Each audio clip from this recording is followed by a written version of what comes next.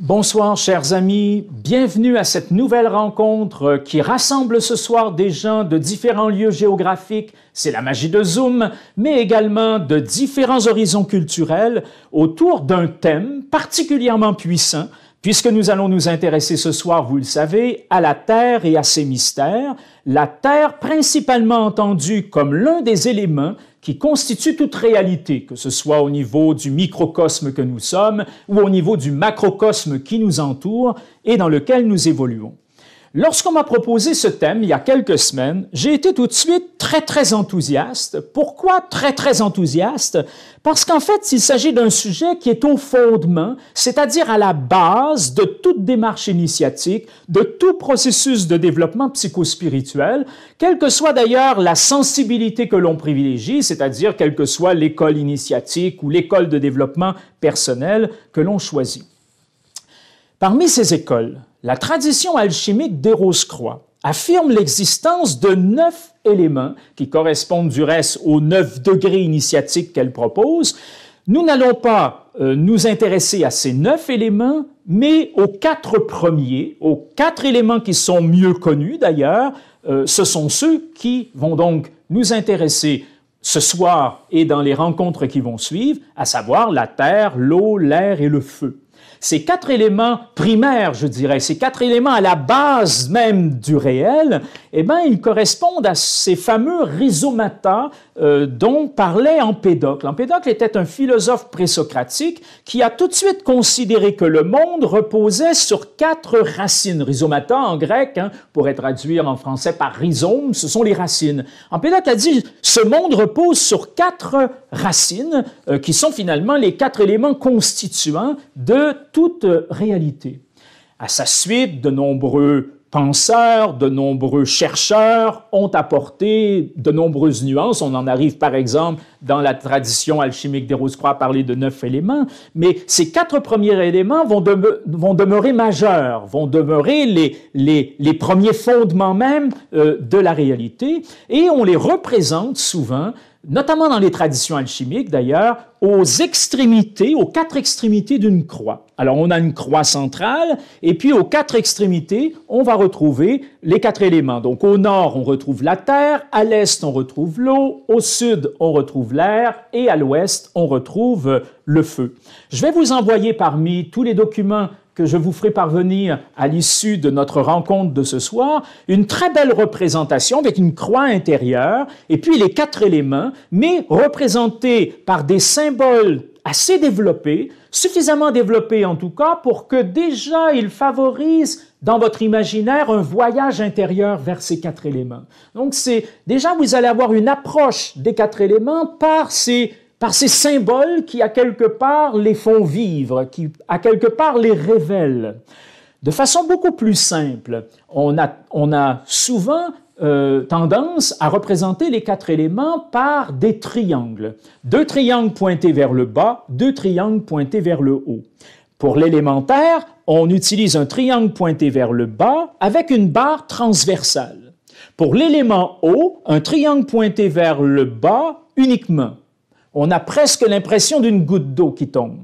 Pour l'élément air, un triangle pointé vers le haut avec une barre transversale, et pour l'élément feu, un simple triangle pointé vers le haut. On a l'impression déjà qu'il y a des flammes qui s'élèvent vers le ciel. Diogène Laërce affirme à propos de ces 4 éléments d'Empédocle quelque chose d'extrêmement important, qui d'ailleurs nous permet d'un peu mieux comprendre pourquoi on les représente aux extrémités, aux 4 extrémités d'une croix. Diogène Laërce écrit « L'amitié les rassemble, la haine les sépare ». C'est une façon très poétique, très bellement imagée, d'évoquer le fait que ces 4 éléments forment des paires d'opposés complémentaires. Et c'est en comprenant les liens qui existent entre ces éléments, les amitiés, l'amitié et la haine qui les relient, que nous découvrons que finalement le monde ne repose pas simplement sur 4 piliers, mais que le monde repose sur une synergie de ces 4 éléments.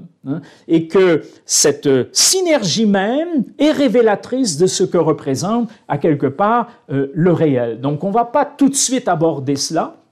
On le fera au fur et à mesure de nos avancées. On essaiera de comprendre comment, en effet, un élément se combine à un autre et qu'est-ce que cela apporte au niveau du réel tel qu'il se présente à nous. On va utiliser un ordre pour présenter les éléments qui nous vient d'Aristote. Aristote nous parle des 4 éléments en disant il y a le feu, l'air, l'eau et la terre, parce que pour lui, il y a de la terre sous l'eau. Donc, il présente les éléments dans un mouvement de descente. On va utiliser le même ordre qu'Aristote, mais dans une remontée, c'est-à-dire la terre, l'eau, l'air et le feu. Là, vous comprenez, je suis en train de vous faire une petite introduction de ce que représentent ces 4 éléments pour mieux contextualiser le sujet de ce soir, à savoir qu'est-ce que l'élémentaire et à quoi il nous invite sur un plan initiatique. Mais déjà, il faut pouvoir cerner cela dans un contexte plus vaste. Ce contexte plus vaste, on va le limiter aux 4 éléments pour les raisons que je viens de vous expliquer. Et à la fois, le fait qu'ils forment une synergie, mais également le fait qu'ils sont dans un ordre bien particulier, ça va être des éléments qui vont être éclairants pour nous ce soir, comme pour les rencontres suivantes. On parle souvent également de 4 qualités qui sont plus ou moins directement associées à ces éléments, du moins depuis le pythagoricien Alcméon, on est autour de 500 avant Jésus-Christ, qui parle du chaud, du froid, du sec et de l'humide. Et ces 4 qualités, elles sont à la base, elles sont au fondement de la théorie des humeurs, par exemple. C'est pas un sujet que nous allons explorer ensemble. C'est pas notre objectif au cours de notre étude des 4 éléments. Je le souligne pourquoi, je le signale pourquoi, parce que si vous vous intéressez le moindrement aux 4 éléments, tout de suite, les différents auteurs vont mettre en exergue ces quatre qualités et les combinaisons, bien sûr, entre ces 4 qualités. Nous, on va s'en tenir essentiellement à mieux approcher ce que sont ces 4 éléments, à considérer quels sont les enjeux initiatiques dont ils sont porteurs et comment faire l'expérience de ces 4 éléments. Ce sera ça essentiellement notre objectif ce soir pour l'élémentaire et les soirs suivants pour les 3 autres éléments. Nous allons aussi inscrire cela à l'intérieur d'un processus alchimique, c'est-à-dire à l'intérieur d'un processus d'éveil et d'harmonisation de ces 4 éléments.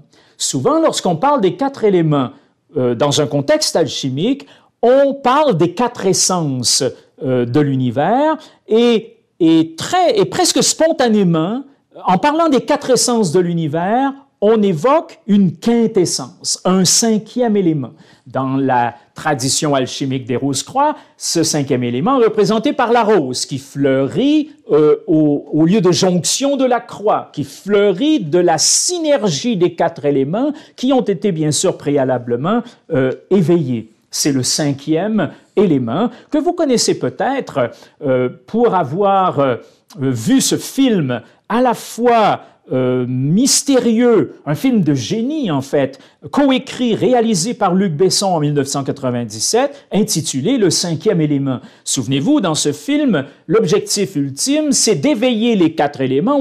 On le sent pas de façon très explicite au début, mais à la fin, ça se révèle pleinement. Éveiller les 4 éléments pour servir de réceptacle à un 5e élément, ou pour créer une synergie telle que la rose peut fleurir sur la croix, que le 5e élément peut apparaître. Or, ce 5e élément, il permet de sauver l'univers des ténèbres, comme il nous permettra de nous sauver nous-mêmes des ténèbres, de nos ténèbres intérieures, puisque travaillant sur ces 4 éléments, cette 5e essence, cette quintessence, forcément, va transparaître à un moment ou à un autre de notre expérience. Donc, ça, ce sera, si on veut, le volet alchimique. Notre première perspective, en étudiant ce soir la Terre, et ce sera la même chose pour les autres éléments, est une perspective alchimique. Mais une perspective alchimique très ancrée dans la réalité psychologique et spirituelle du quotidien. Il ne s'agit pas de monter un laboratoire avec l'Athanor, et puis c'est pas sous cet angle-là que nous allons aborder l'alchimie des 4 éléments, mais c'est sur c'est au niveau d'une transformation intérieure, au niveau d'un éveil et d'une transformation intérieure. On va donc avoir ce volet alchimique qui va nous guider dans nos exercices, dans nos études et dans nos exercices psychospirituels.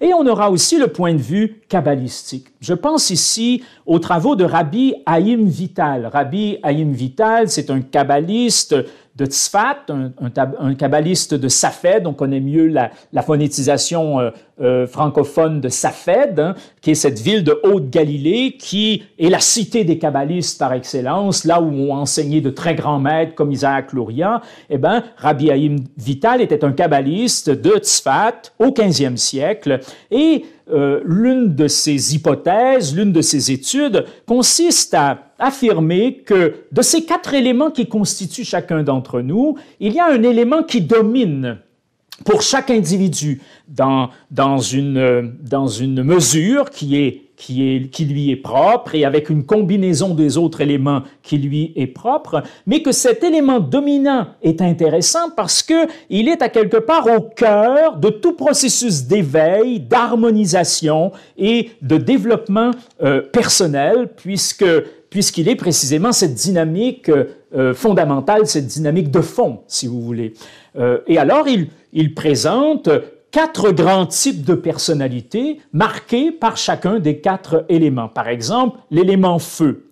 Il dit, les gens qui ont pour élément dominant le feu sont des dirigeants nés. Ce sont des visionnaires, ce sont des gens qui ont une forte ambition, une grande détermination. Mais ce sont aussi des gens, lorsque l'élément est maléficié, qu'il va falloir le réparer, hein, c'est le tikkun, hein, on dit un processus d'éveil et de transmutation en alchimie, on parle d'un tikkun dans la tradition kabbalistique. Ben, lorsque cet élément feu n'est pas tout à fait harmonisé à l'intérieur de nous, eh ben, ça peut produire arrogance, esprit critique avec condescendance, élan de colère, voilà, de manière très, très caricaturale. Hein. Rabbi Haïm Vital va plus loin, bien sûr, que ça. Là, je vous caricature ça très rapidement.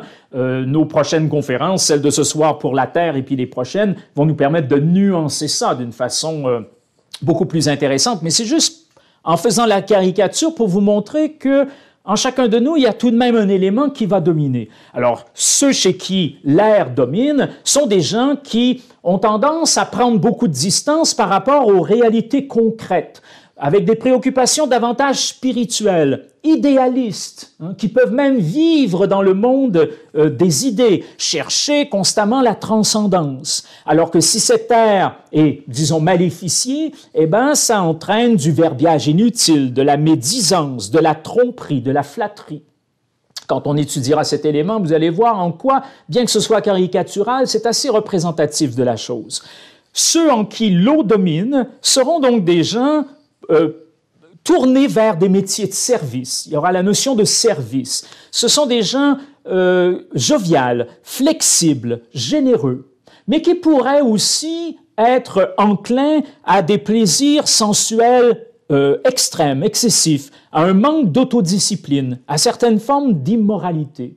Et enfin, ceux dont la terre domine, et pour nous ce soir c'est vraiment très intéressant puisqu'on va avoir un mot-clé là qui va nous guider d'une façon extraordinaire dans notre étude de l'élémentaire, ceux qui ont pour élément dominant la terre sont des gens qui font preuve d'humilité, du sens des responsabilités, de loyauté, de fiabilité. Et lorsque cet élément est mal éveillé, sont parfois un peu réticents à l'effort. Il y a dans leur vie de la lourdeur, de la paresse, pas au sens premier du terme, mais au sens de ce défaut caractéristique, de cette maladie de l'âme qu'on appelle la paresse, de la tristesse également. Alors, encore une fois, c'est assez caricatural, mais c'est intéressant, ne serait-ce que pour se dire qu'en chacun de nous, la répartition des 4 éléments ne sera pas identique à notre voisin. Hein. Il y aura une dominante, puis il y aura aussi les 3 autres éléments dans des proportions particulières qui vont caractériser d'une certaine façon notre personnalité, notre façon d'être au monde. Et Identifier cela va nous permettre, bien évidemment, de pouvoir travailler d'une façon plus pointue sur certains de ces éléments, de façon à les éveiller, de façon éventuellement à corriger des faiblesses et à contribuer à ce dont on a parlé il y a quelques instants, à la synergie de ces 4 éléments.